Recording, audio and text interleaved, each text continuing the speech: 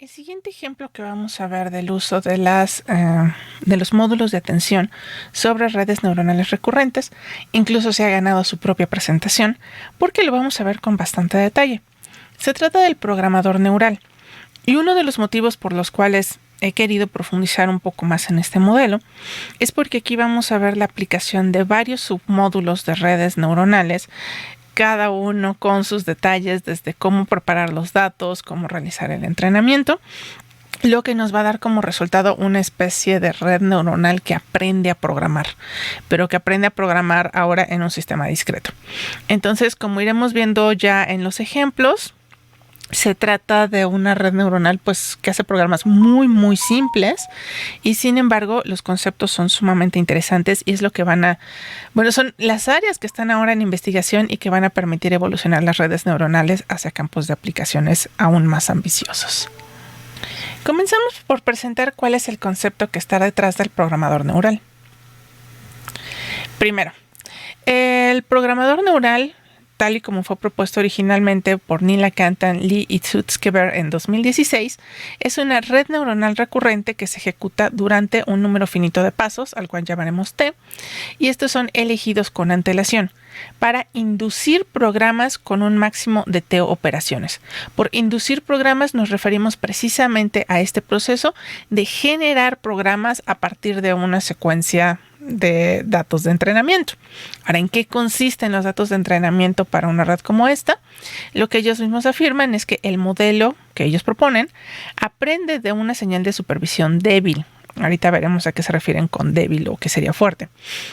Es decir, el débil es un conjunto de salidas esperadas que es el resultado de la ejecución del programa correcto. Es decir, sabemos para un conjunto pequeño de entradas, o un conjunto debería de ser lo suficientemente representativo de entradas, cuáles son las salidas que debería de dar ese programa si lo estuviera haciendo correctamente, si fuera el que estamos buscando. Por lo que no requiere de costosas anotaciones al programa correcto mismo. ¿A qué se refiere con las anotaciones y el programa correcto?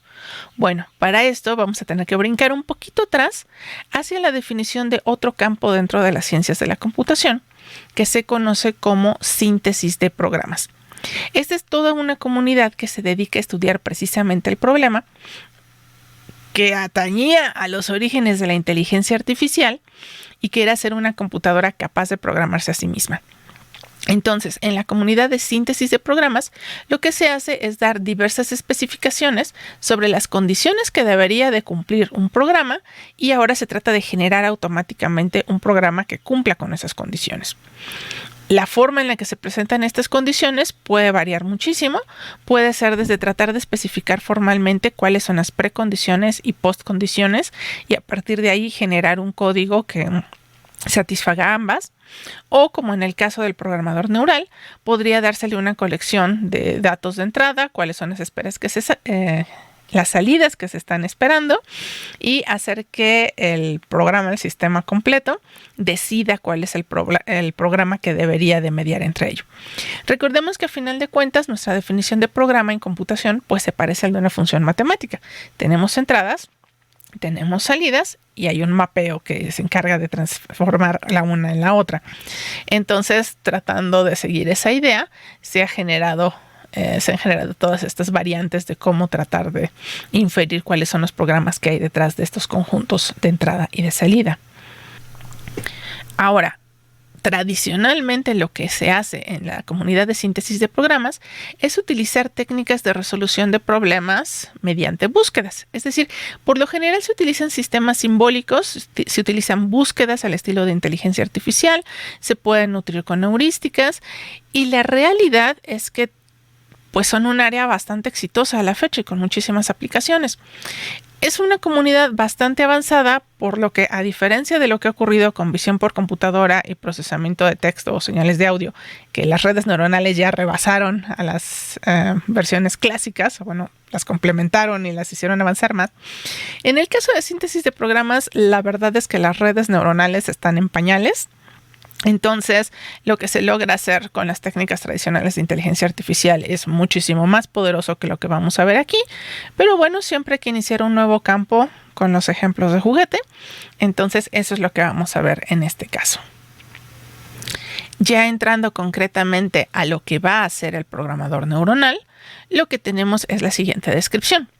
La elección de sobre qué datos operar y qué operaciones aplicar, a lo cual se le va a conocer como selección suave, o que bien podemos reconocer ya como esto que le estamos llamando módulos de atención, se realiza de forma diferenciable. Necesitamos operaciones continuas, de modo que la red completa se puede entrenar con métodos de optimización basados en el gradiente. Ahora recuerden, ¿cuál fue el truco con atención?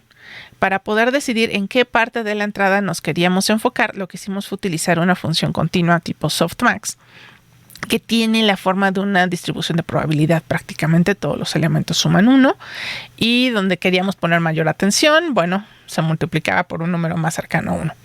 Entonces, básicamente es la misma idea que vamos a utilizar aquí, lo cual significa que vamos a tener una especie de módulo de atención. Vamos a ver que en esta versión es un poquito más complicado, no mucho, que el que habíamos visto en los ejemplos anteriores, y este vector o matriz de atención se va a aplicar sobre los datos y sobre las operaciones. Sí, tiene las mismas dimensiones que las operaciones, las mismas dimensiones que los datos, igual que antes. Entonces se hace un producto simple componente a componente y eso nos dice sobre qué atender. Pero eso nos debe de hacer que suene una campanita. Quiere decir que lo vamos a aplicar sobre todos los datos y sobre todas las operaciones al mismo tiempo. Computacionalmente podríamos empezar a pensar que va a ser un poquito monstruoso, ¿no?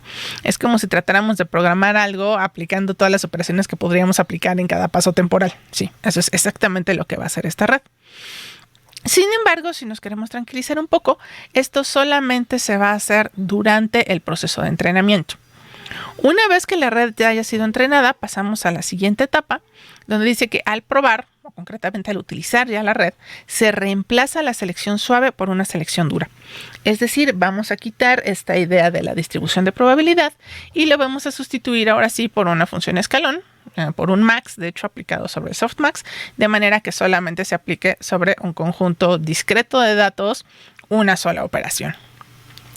Ahora, entrenar este modelo va a ser difícil.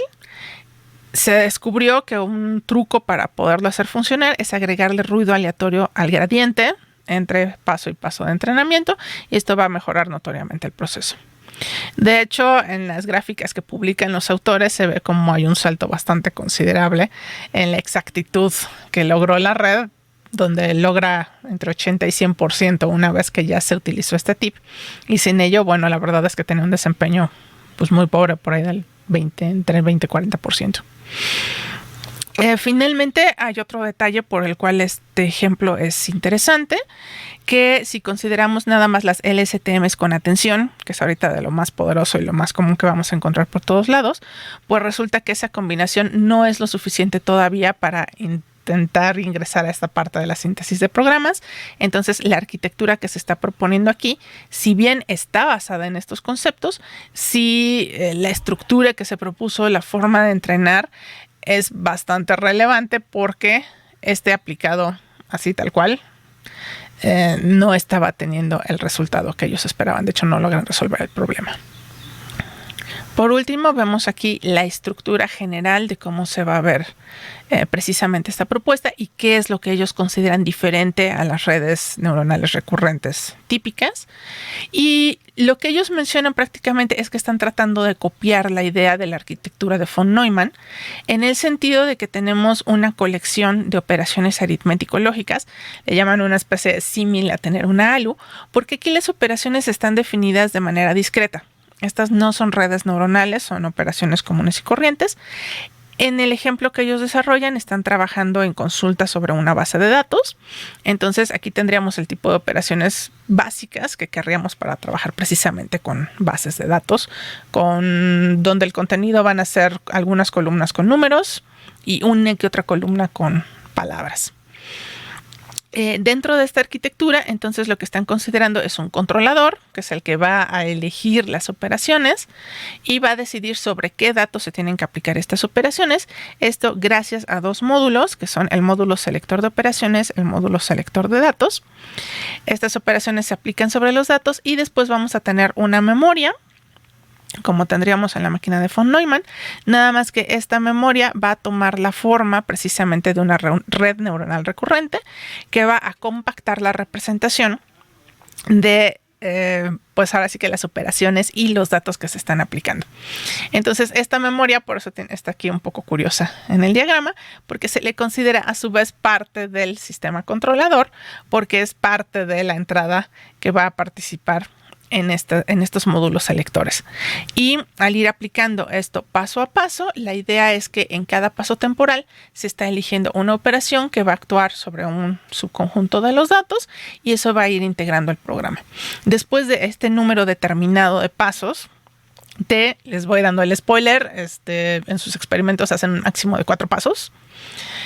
Lo que vamos a obtener es un programa que tendría, en ese caso, 4 operaciones como máximo. En las siguientes secciones vamos a ir detallando poco a poco cómo funcionan cada una de estas unidades.